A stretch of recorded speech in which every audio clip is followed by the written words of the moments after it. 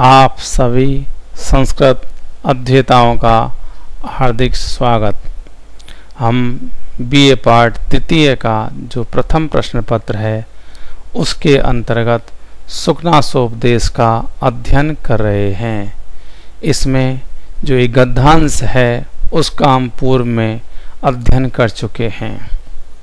आज हम उससे आगे का अध्ययन करेंगे। तो देखिए अगला जो है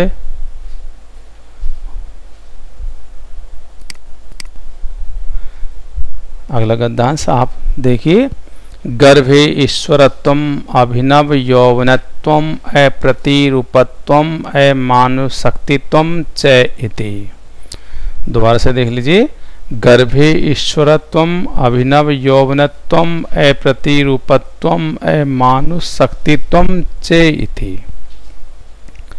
तो देखिए गर्भे ईश्वरत्वम, गर्भे गर्भ से ही, जन्म से ही, ईश्वरत्वम ईश्वर होना, स्वामी होना, धनवान होना। ठीक है। तो गर्भे ईश्वरत्वम जन्म से ही स्वामी होना या धनवान होना। अभिनव यौवनत्वम अभिनव नवीन, यौवनत्वम युवा अवस्था वाला होना या नवीन युवा अवस्था से युक्त होना या नवीन युवा अवस्था। अप्रतिम रूपत्वम अप्रतिम, जो अप्रतिम हो, निरूपम हो, अतुलनीय हो, बहुत ज्यादा हो, ऐसे रूपत्वम रूप वाला अर्थात सौंदर्य या सुंदरता। तो अप्रतिरूपत्वम निरूपम सौंदर्य या अतुलनीय सुंदरता। और अमानुषशक्तित्वम च, अमानुष जो मनुष्यों से बढ़कर के है, ऐसी अर्थात देवी शारीरिक शक्ति। तो अमानुषशक्तित्वम जो देवी शारीरिक शक्ति है ऐसा। च इति, च और इति इस प्रकार से। महति इयम खलु अनर्थ परंपरा, महति बहुत बड़ी, इयम यह है, महति बहुत बड़ी, ठीक है, या अति विशाल या दीर्घ, खलु निश्चित रूप से, अनर्थ परंपरा अनर्थ बुराइयों की या विपत्तियों की या आपत्तियों की। अनर्थ जो बुराइयां हैं उनकी या जो विपत्तियां हैं उनकी। परंपरा जो ये श्रृंखला है, श्रेणी है। तो महतीयम खलु अनर्थ परंपरा, ये जो बुराइयां हैं, आपत्तियां हैं, उनकी ये बहुत बड़ी महती, बहुत बड़ी परंपरा है, श्रृंखला है। ठीक है। सर्वा अविनयानाम, सर्वा सारे के सारे, अविनयानाम जो अविनय हैं, दुष्टताएं हैं, बुराइयां हैं, दोष हैं, दुर्गुण हैं। सर्वा सारे के सारे, अविनयानाम एक एक अमपि एसाम आयतनम। एक बार देख लीजिए इसको। सर्वा अविनयानाम एक एक अमपि एसाम आयतनम। सर्वा सारी की सारी, अविनयानाम जो दुष्टताएं हैं, दुर्गुण हैं या जो बुराइयां हैं उनके या दोष हैं, तो ऐसी सारे अविनयों के एक एक अमपि, एक एक भी, एसाम इनमें से। ये चार बताई गई है ना कि जन्म से ही धनवान होना, नवीन युवावस्था का होना, निरुपम सौंदर्य का होना और दैवीय शक्ति का होना। तो ये सारी की सारी कैसी हैं?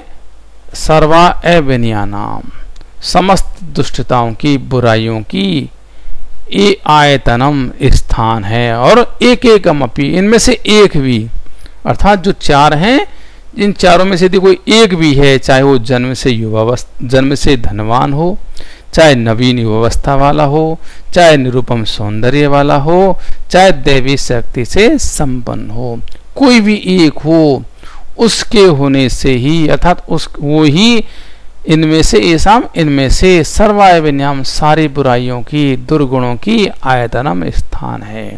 अर्थात इनमें से कोई एक भी विशेषता व्यक्ति के अंदर हुई, ऐसा कोई एक भी भाव हुआ, तो वो सब सारे के सारे दुष्टताओं को, उद्दंडताओं को या दुर्गुणों को, बुराइयों को स्थान बना देगा।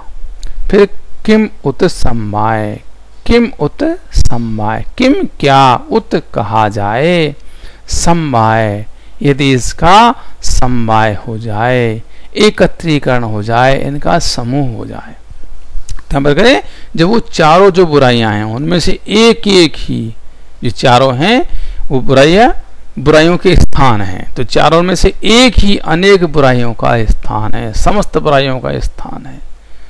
तो फिर यदि चारों एक साथ मिल जाएं तो उस व्यक्ति के अंदर तो बुराइयां कितनी सारी हो जाएंगी, अनंत बुराइयां हो जाएंगी, जिनका परिमार्जन मेरे ख्याल में संभव ही नहीं होगा। तो किम उत सम्माय, तो ये सारा समूह ही एक साथ मिल जाए, इन सब चारों का समूह मिल जाए एक ही व्यक्ति में, तो उसका तो कहना ही क्या, अर्थात फिर तो उसका निश्चित रूप से अनर्थ ही होगा। ठीक है ना। तो एक बार देख लीजिए अनुवाद कि गर्भे ईश्वरत्वम अभिनव यौवनत्वम, गर्भे ईश्वरत्वम जन्म से ही धनवान होना, अभिनव यौवनत्वम नवीन युवावस्था का होना, अप्रतिरूपत्वम निरुपम सौंदर्य का होना, अमानुष शक्तित्वम चैती और दैवीय शक्ति, निश्चय ही महतीयम खलु अनर्थ परंपरा, खलु निश्चय ही महती बहुत बड़ी, यह है, ये चार हैं, ये चारों ही क्या है, एक लंबी अनर्थ की परंपरा है, एक लंबी विपत्तियों की श्रृंखला है। सर्वा विनयानाम एकम अपि एसाम आयतनम, सर्वा सारे की सारे अविनयानाम जो दुष्टताएं हैं, बुराइयां हैं या दुर्गुण हैं, एक एकम अपि एक एक भी एसाम इनमें आयतनम स्थान है, अर्थात इन चारों में एक एक ही समस्त प्रकार के दुर्गुणों का आधार स्थान है। किम उत सम्माय, तो फिर किम क्या उत कहा जाए, सम्माय जहाँ समूह हो, जहाँ ये सारे मिल जाएं, तो फिर जिसमें इन चारों का समूह हो तो उसका तो कहना ही क्या, अर्थात सुखनाश है वो युवराज चंद्रापीड़ से कहता है कि जन्म से ही धनी होना, अतिशय रूपवान होना, असाधारण दैवी सारी शक्ति से युक्त होना और नवीन युवावस्था, ये सभी पृथक पृथक आपत्तियों को एवं मनुष्य में बुराइयों के कारण हैं। जिस किसी में भी ये चारों एक साथ हों उसकी विपत्तियों का वर्णन तो किया ही नहीं जा सकता, अर्थात उसके पास तो बहुत सारी विपत्तियां हो जाएंगी। ठीक है। क्यों हम सामान्यतः ये देखते हैं कि जो व्यक्ति जन्म से ही संपत्तिशाली होता है, और वैसे सामान्यतः ये देखा जाता है कि संपत्ति प्राप्त होते ही व्यक्ति अहंकार आदि विकारों से युक्त हो जाता है। तो फिर जिस व्यक्ति को धन संपत्ति जन्म से ही मिली है, अर्थात उसको बिना प्रयास के प्राप्त हो गई हो, तो उसके अहंकार की तो सीमा ही क्या होगी। ठीक है। ऐसे जैसी युवावस्था है, तो युवावस्था भी अनेक दुर्गुणों की जड़ है। ठीक है। इसकी हम पहले चर्चा कर चुके हैं। जैसे जो व्यक्ति है उसके अंदर जब युवावस्था आती है तो जो नव तारुण्य होता है वो तो और अधिक विकारदायक होता है। इसी प्रकार अतिशय रूप और असाधारण शक्ति संपन्नता भी पृथक पृथक अनेक प्रकार की आपत्तियों के कारण होते हैं। अतः ये चारों तत्व अनर्थ उत्पादकों की तो एक दीर्घ श्रृंखला रूप हैं। यहाँ पर जिसका राज्याभिषेक किया जा रहा है, अर्थात अविचिन्त्यमान चंद्रापीड़ जो है उसमें चारों तत्व भी एक साथ विद्यमान हैं, क्योंकि जन्म से ही उसे धन संपत्ति प्राप्त हुई है, क्योंकि वो राजा का पुत्र है और सुंदर है, युवावस्था उसके अंदर है और राज परिवार से संबंधित होने के कारण उसके पास बहुत सारी शक्तियां भी हैं। ठीक है, तो इसलिए इसमें ये चारों तत्व एक साथ ही विद्यमान हैं। अतः उसमें विकार उत्पन्न करने के पर्याप्त कारण हैं, पर्याप्त अवसर हैं। इसलिए उसको सावधान करता हुआ जो उनका योग्य मंत्री है सुखनास, उनके अवगुणों पर प्रकाश डाल रहा है और राजा को भी बार बार सचेत रहने का वो निर्देश कर रहा है। ठीक है, तो ये चारों चीजें कि जन्मतः प्राप्त ऐश्वर्य, नई युवावस्था, अनुपम सौंदर्य और अलौकिक शक्ति, ये निश्चय ही महान अनर्थों की परंपरा है। इसमें एक एक ही सभी प्रकार के अशिष्ट आचरणों के निवास स्थान हैं। जहाँ चारों को समूह मिल जाए वहां तो कहना ही क्या। इस प्रकार यहाँ पर उपदेश की अनिवार्यता को बताया जा रहा है कि ऐसा इस प्रकार का जो उपदेश है उसकी अनिवार्यता राज्याभिषेक के समय होती है और जरूरी भी है, क्योंकि वो भावी राजा है तो उसके अंदर ये सारे विकार उत्पन्न नहीं हो पाए, उनसे वह सावधान रहे।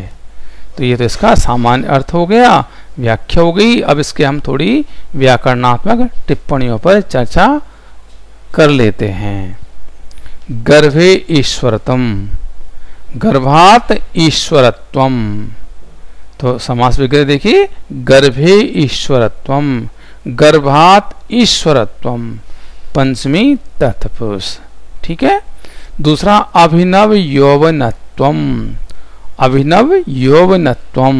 तो देखिए, यूने भावे यौवनम, यूने भावे यौवनम, अभिनवम यौवनम यस्य से, अभिनव यौवने बहुब्रीहि समास, तस्य भावे अभिनव यौवनत्वम।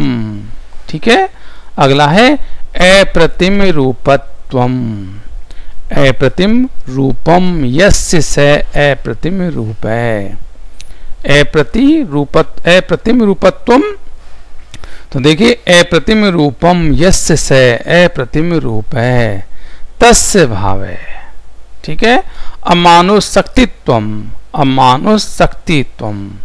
तो नास्ति मानुष शक्ति यस्मिन् से अमानुष शक्ति ने समास, तस्य भावे। ठीक है, तो ये जो चारों चीजें हैं कि जन्म सिद्ध ऐश्वर्य अथवा प्रभुत्व, नई युवावस्था, अनुपम सुंदरता और अलौकिक शक्ति, ये सब अनर्थ के हेतु हैं। इनमें से प्रत्येक अकेला ही समस्त अनर्थों को उत्पन्न कर सकता है। फिर जहां ये चारों हो वहां अनर्थ ही अनर्थ की संभावना रहती है। ठीक है ना।